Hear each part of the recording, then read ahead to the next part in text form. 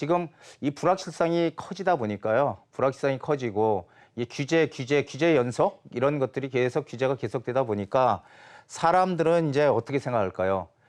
일시적이다 지금. 예, 지금 또 이제 한참 얘기 뜨겁게 나오는 게 분양가 상한제잖아요. 자, 분양가 상한제가 시행이 되면은 시장은 잡힐 것이다. 아니다. 분양가 상한제가 시행이 되더라도 과거의 스토리를 보면은 일시적이지 또 오를 것이다. 이런 얘기로 나눠지고 있거든요. 그렇다면 과연 우리는 어디로 가야 될까요? 어느 쪽 판단을 따라가야 될지 이에 대해서 한번 짚어볼게요. 자, 규제로 시장이 잡힐까? 이 규제 대책이라는 거는 언제 나오죠? 항상 시장이 막 가격이 오를 때 규제 대책이 나오잖아요. 예, 규제는 상승장에서 항상 시작이 된다는 것입니다. 자, 상승폭이 클수록 규제의 강도도 더욱더 세지게 돼 있죠. 예, 그리고 이 수위도 높아진다. 규제가 점점 더 강해지는 규제들이 나온다는 겁니다. 그러나 이 규제나 우리가 부동산 가격이 많이 오르면은 부동산 가격을 잡기 위한 규제, 부동산 가격이 하락하게 되면은 부양하기 위한 이런 정책들이 나오는데요. 이 규제나 부양으로 시장을 떨어뜨리는 이 변곡점을 만드는 변곡점이라는 것은 꺾이는 점을 말하는 거거든요. 상승 추세로 가다가 다시 꺾이는 요 점을 변곡점이라고 합니다. 그래서 이 규제나 부양으로 변곡점, 하락이나 상승이 생기지 않는다는 거 제가 늘 뭐 제 강의할 때 많이 관심 있게 들으셨던 분들은 기억을 하실 겁니다. 꺾이지 않는다는 거를. 자, 분양가 상한제가 또 시행이 된다고 하는데 뭐 5년 만에 부활 초읽기 이렇게 돼 있죠. 2006년도에 과거 참여정부 시절에 2000년도에 이제 그 민간 택지에 대한 분양가 상한제를 시행을 했었죠. 자, 그래서 이 분양가 상한제를 한다는 의미는요. 이 집값 상승의 진원지가 강남권이잖아요. 이 강남권 재건축 시장을 일단 압박을 하겠다는 것이죠. 강하게. 예, 그렇게 되면은 이 재건축 시장의 위축은 불보듯이 뻔하다. 그리고 또 로또 분양. 이 분양가 상한제를 하게 되면요.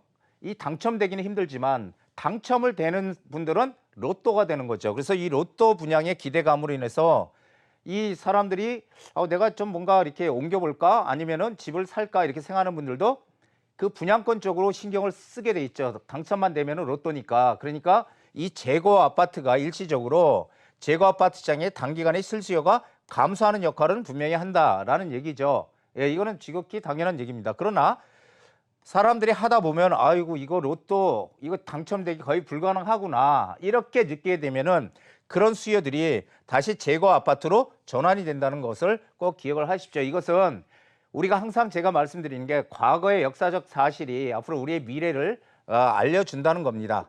자, 그래서 예상 시나리오 한번 보시죠. 시나리오. 제가 생각하는 예상 시나리오. 자, 민간 택지 분양가 상한제를 시행하면은 로또다. 야, 이거 어떻게든지 분양받아야 된다. 이런 인식을 강하게 갖겠죠.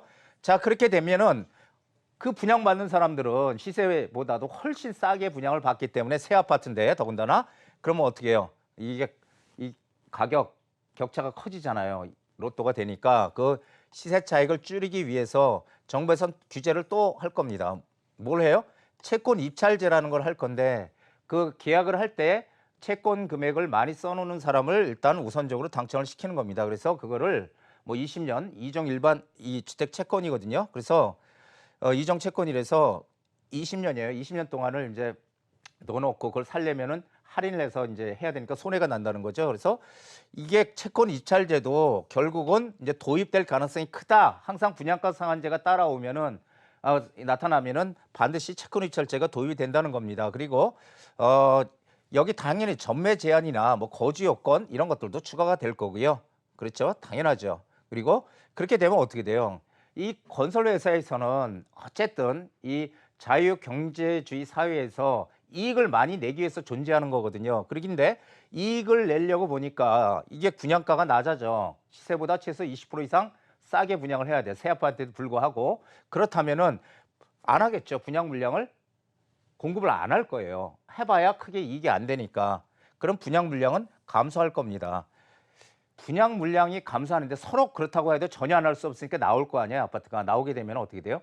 품질이 떨어지는 아파트가 나올 것이다. 왜냐하면은 이미 분양가 상한제 때문에 가격을 올릴 수가 없으니까 거기서 뭐 도배, 장판 이런 것들은 아주 저가로 써야지 맞출 수 있겠죠. 예, 그렇게 되면은 어떻게 돼요? 옛날 같이 그 아파트에 뭐 당첨이 됐든지 구입을 한 사람들이 다시 가서 다 뜯어내고 다시 자기 취향에 맞는 뭐 장판도 다시 하고 이런 사태가 벌어지는 그러니까 이 질적으로 상당히 안 좋은 이런 시대로 다시 돌입한다. 양적 공급에서 질적 공급을 확대해야 되는데 오히려 질적 공급이 이게 줄어드는 역할이 된다라는 얘기죠. 그래서 그렇게 되면은 분양 물량도 감소하고 공급도 부족해집니다.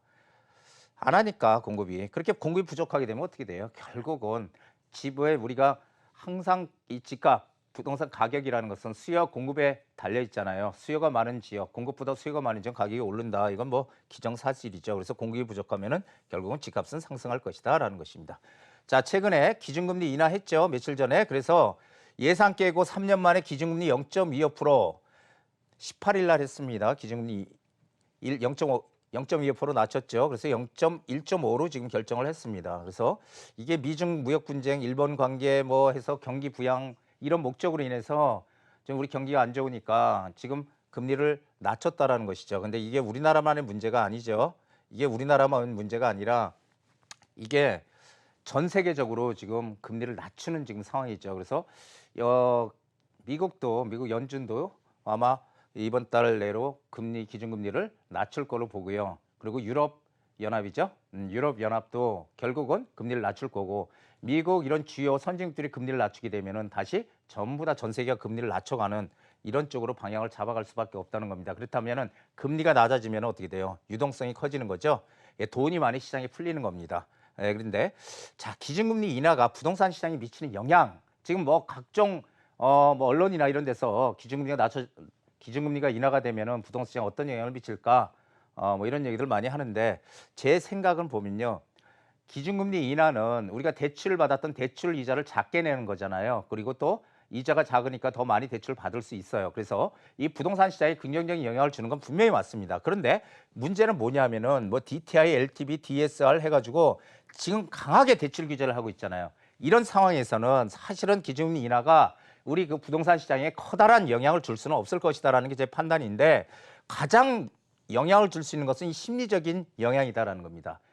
부동산의 심리다 이런 얘기 많이 하잖아요. 그래서 이 심리적인 영향이 가장 클 것이다 이런 얘기고요. 유동성이 더 커지는 시장으로 점점 가겠죠. 돈이 많이 시중에 풀리게 되니까 돈이 많이 시중에 풀리면요 뭐가 돼? 인플레이션을 유발하잖아요. 인플레라고 하죠.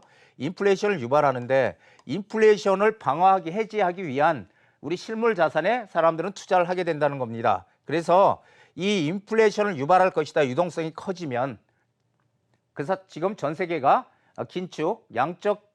양적 긴축에서 2008년인데 양적 완화 정책을 폈다가 금융위기 이후에 다시 양적 긴축으로 들어갔다.